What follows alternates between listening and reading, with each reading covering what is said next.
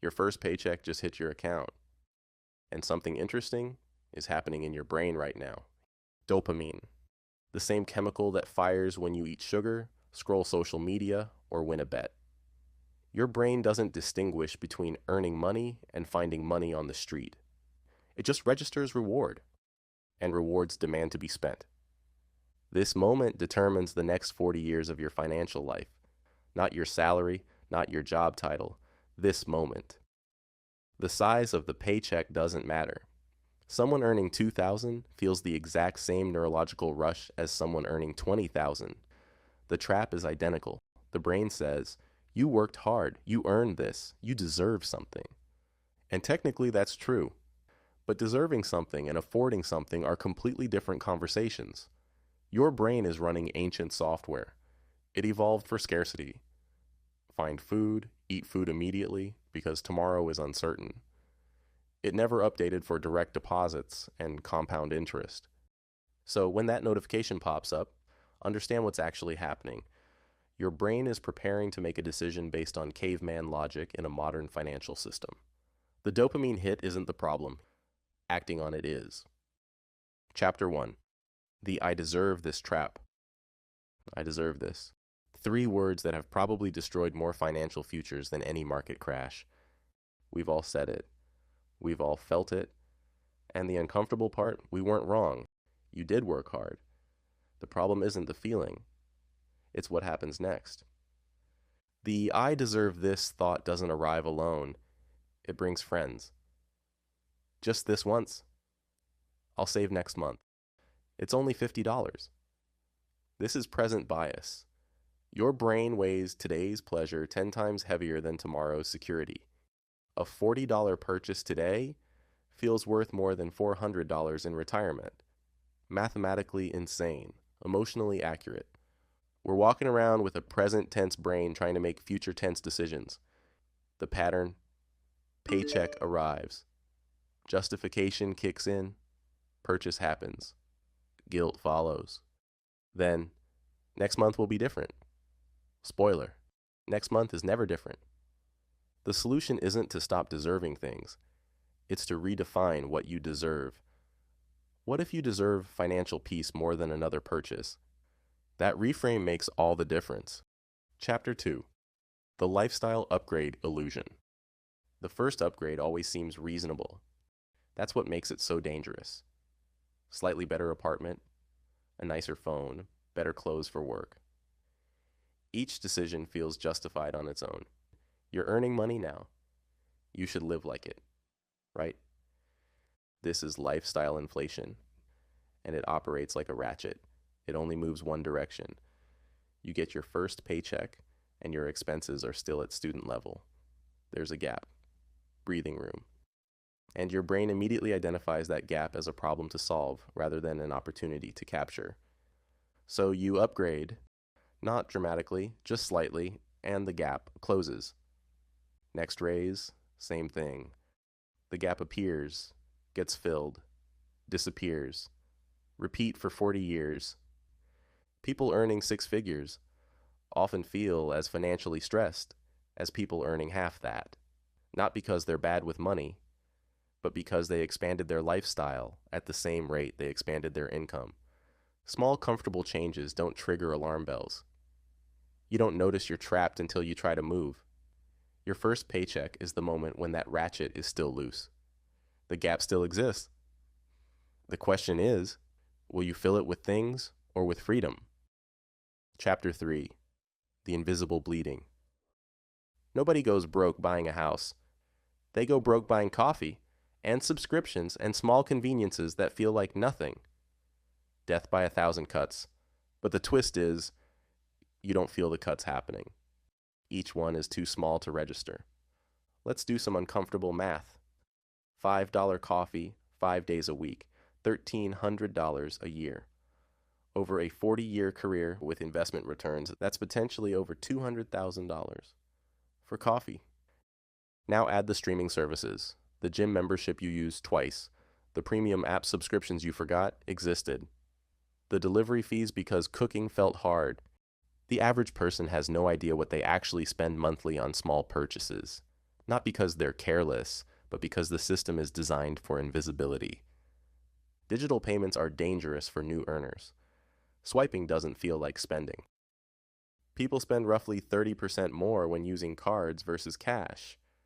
Your brain processes them differently. The first paycheck is when these habits get installed. Subscribe once, get charged forever. Set up autopay, forget it exists. Convenience is expensive, and it gets more expensive the younger you are when you start. Chapter 4. The Emergency Fund Truth. Before you invest a single dollar, before you pay off debt aggressively, before you do anything else, you need a buffer. The emergency fund isn't exciting. It doesn't grow fast. It won't impress anyone on social media. But it's the single most important financial decision you'll make with your first paycheck. Life doesn't care about your savings plan. Your car breaks down, you get sick, you lose your job. These aren't possibilities. They're certainties, just with uncertain timing. 3 to 6 months of expenses. That's the target. Not 3 to 6 months of income. Expenses. What does it actually cost you to survive? Without this buffer, every unexpected cost becomes a debt. And debt at 22 compounds against you for decades. The emergency fund isn't just financial protection. It's psychological protection. Knowing you're covered fundamentally changes how you think, how you sleep, and how you make decisions. Financial stress reduces cognitive function by the equivalent of 13 IQ points. You literally become worse at thinking when you're worried about money. An emergency fund doesn't just protect your wallet. It protects your brain.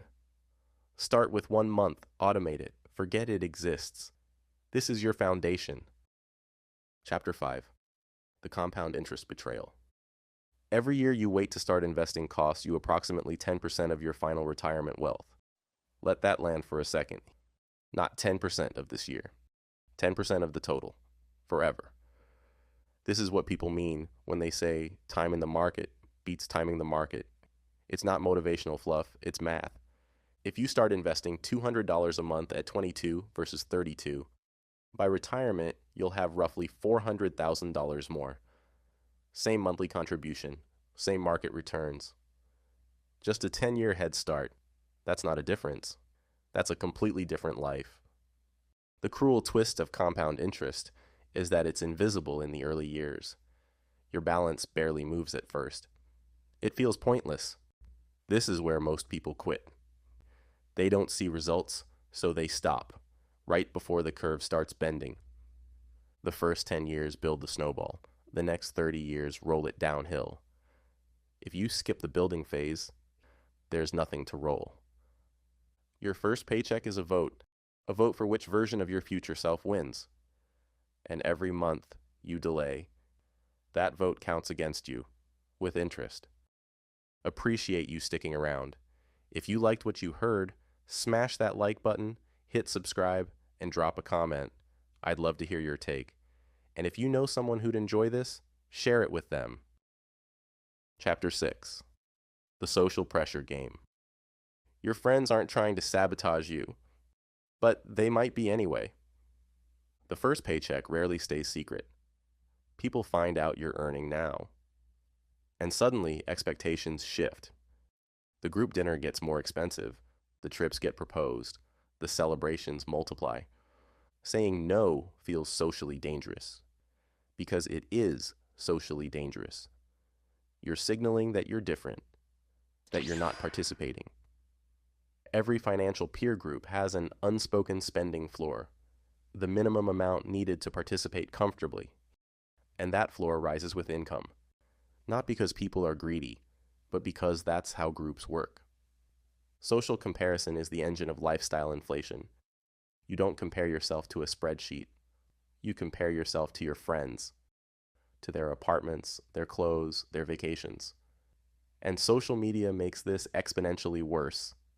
You're now comparing yourself to curated highlights from thousands of people, many of whom are broke but don't look it. Researchers found that having one financially secure friend is one of the strongest predictors of building wealth yourself. Proximity matters, not because they give you money, but because they normalize different behavior. Your environment shapes your decisions more than your willpower ever will. Chapter 7. The card versus cash deception. When you pay with cash, your brain registers pain. When you swipe a card, almost nothing. Brain scans confirm it. The physical act of handing over paper currency activates the same neural regions as actual physical discomfort. Cards bypass this entirely. And you spend more. On average, 30% more. Same products, same person, different payment method, different behavior. Now add buy now, pay later services. The purchase and the payment get separated in time. Your brain experiences the reward today and processes the cost as some vague future event. It's not that you can't afford it, it's that your brain literally can't connect the two experiences. This is engineered. Payment companies know this psychology. They've designed for it. The easier it is to pay, the more you will pay. Your first paycheck arrives in a world designed to extract it from you painlessly. Tap to pay. One-click checkout, stored cards, auto-renewal. Every friction point has been systematically eliminated. So here's a counterintuitive strategy. Add friction back. Delete saved payment info. Use cash for discretionary spending. Because the pain you avoid today becomes the regret you feel tomorrow. Chapter 8. The automation advantage. The biggest lie in personal finance is that you need discipline. Discipline fails. It fails everyone, eventually. Not because you're weak, but because you're human. Willpower is a depletable resource, and life is constantly depleting it. The wealthy don't have more discipline, they have better systems. The principle is simple. Pay yourself first. Not after expenses. Not after fun money. First. On the same day your paycheck arrives, before you see it, automatic transfer to savings, automatic transfer to investments. Done. Money you never see is money you never miss. People who automate savings are 3 times more likely to actually build wealth than people who rely on manual transfers. Same income, same intentions, different outcomes, because one removes the decision. Every decision is a failure point. Every time you choose to save, you also create an opportunity to choose not to. Your first paycheck is the best time to set this up. Your lifestyle hasn't inflated yet. Lock in the habit before you need discipline to maintain it. 20% of your income, automatic, invisible. You'll adapt to living on the rest. Humans always adapt. Make sure you're adapting to wealth building, not lifestyle creep. Chapter 9. The 40-year split screen. Imagine 2 versions of you. Same first paycheck, same job, same starting point. The only difference is what happens in the first 90 days. Version 1 treats the first paycheck like a reward, upgrades the phone, gets a nicer place, plans to save next month. Lifestyle inflates to match income, then beyond. 40 years later, still working, still anxious, still one emergency away from crisis. Version 2 does something different, sets up automatic transfers first, builds a small emergency buffer, keeps lifestyle frozen, not because they have to, but because they understand the game, lives below their means while investments compound quietly. Same salary, same opportunities, completely different destination. The gap between these versions isn't talent or luck. It's a handful of decisions made in the first few weeks, then automated and forgotten. Your first paycheck is an audition, and your future self is watching. You don't have to be perfect. You just have to recognize that this moment matters more than you think. The choice is yours. Make it count.